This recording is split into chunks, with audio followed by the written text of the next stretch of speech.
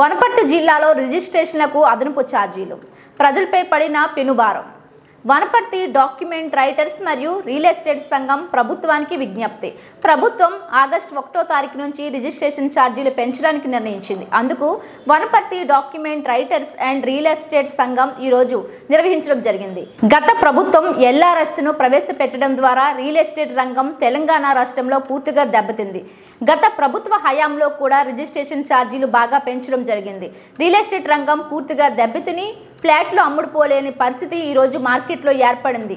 ఇటువంటి పరిస్థితులలో ప్రభుత్వం రిజిస్ట్రేషన్ ఛార్జీలు పెంచడం ద్వారా ప్రజలపై అదనపు భారం మోపడం జరుగుతుంది. కాంగ్రెస్ పార్టీ అధికారంలోకి వస్తే ఎల్ఆర్ఎస్ ఎత్తివేస్తామని చెప్పిన నాయకులు అధికారంలో ఒక సమావేశంలో తెలంగాణ రాష్ట్ర దస్తావేజు లేఖర్ల సంక్షేమ సంఘం రాష్ట్ర ఉపాధ్యక్షులు షేక్ జహంగీర్, వనపర్తి రియల్ ఎస్టేట్ సంఘం తరపున వారి ప్రతినిధి బొడ్డుపల్లి సతీష్ కుమార్, దస్తావేజు లేఖర్ల సంఘం నాయకులు బండారు కుమారస్వామి, ఆదిలు కృష్ణ గౌడ్, శివ, జైరాం, రియల్ ఎస్టేట్ సంఘం నాయకులు లక్కాకుల రాము, అశోక్ తదితరులు పాల్గొన్నారు.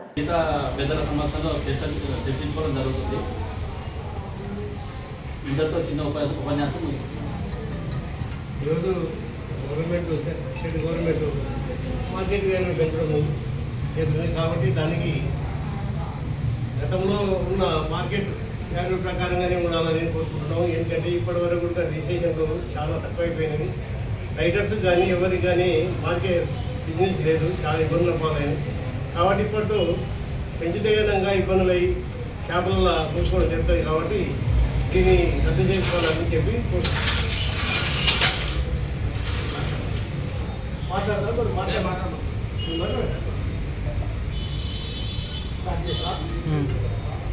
ఇంతకు ముందు ఉన్న ప్రభుత్వాలు సంవత్సరానికి 30%, 40% మార్కెట్ వాల్యూ పెంచి సంవత్సరం మార్కెట్ వాల్యూను పెంచుకుంటూ రిజిస్ట్రేషన్ ఛార్జీల అదనపు భారాన్ని ప్రజలపై మోపేవారు.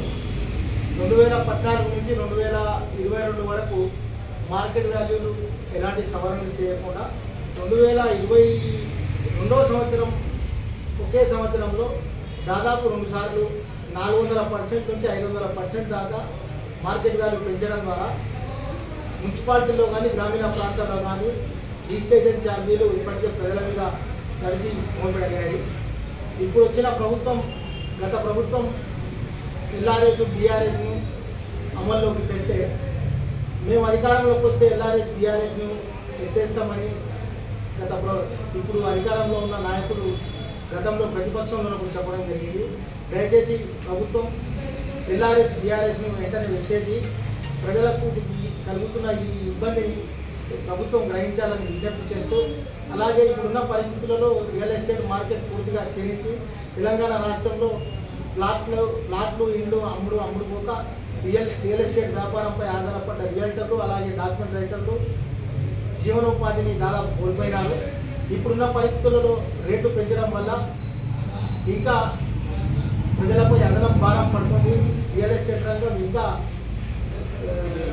చేయలేని సిచ్యువేషన్ ఉంటుంది. కాబట్టి దయచేసి గౌరవ ముఖ్యమంత్రి గారు, గౌరవ రెవెన్యూ మంత్రి గారు మా విజ్ఞప్తిని, మా సూచనను మీరు గ్రహించి మార్కెట్ వాల్యూ ఇప్పుడు పెంచే సిచ్యువేషన్ కాదు ఇది. రాబోయే రోజులలో రియల్ ఎస్టేట్ రంగం ఊపందుకున్న తర్వాత మీరు మార్కెట్ వాల్యూను సవరించాలని విజ్ఞప్తి చేస్తున్నాం. ఎందుకంటే చిన్న ప్లాట్లు ఉన్న కూలీనాలు చేసుకునే ప్రజలు చాలామంది వాళ్ళ పిల్లల పెళ్లిలకు, చదువులకు ప్లాట్లు అమ్ముకోలేక దుర్భరమైన పరిస్థితుల్లో ఈరోజు ఉన్నారు. మీరు ఎల్ఆర్ఎస్, బీఆర్ఎస్ని ఎత్తేస్తే కొంచెం రిలీఫ్ అయ్యి వాళ్ళ ప్లాట్లను అమ్ముకునే పరిస్థితి ఈరోజు వస్తుంది. కాబట్టి వెంటనే ప్రభుత్వం స్పందించి మార్కెట్ వాల్యూను సవరించే, ఏదైతే మార్కెట్ వాల్యూను పెంచాలని ప్రభుత్వ యోచనను వెంటనే వెనక్కి తీసుకోవాలి. దయచేసి ప్రజల విజ్ఞప్తిని, ప్రజల ఆకాంక్షను ఈ పత్రికా సమావేశం ద్వారా ప్రభుత్వానికి విజ్ఞప్తి చేస్తున్నాం. దయచేసి మార్కెట్ వాల్యూను సవరించే విషయంలో ప్రభుత్వం ఖచ్చితంగా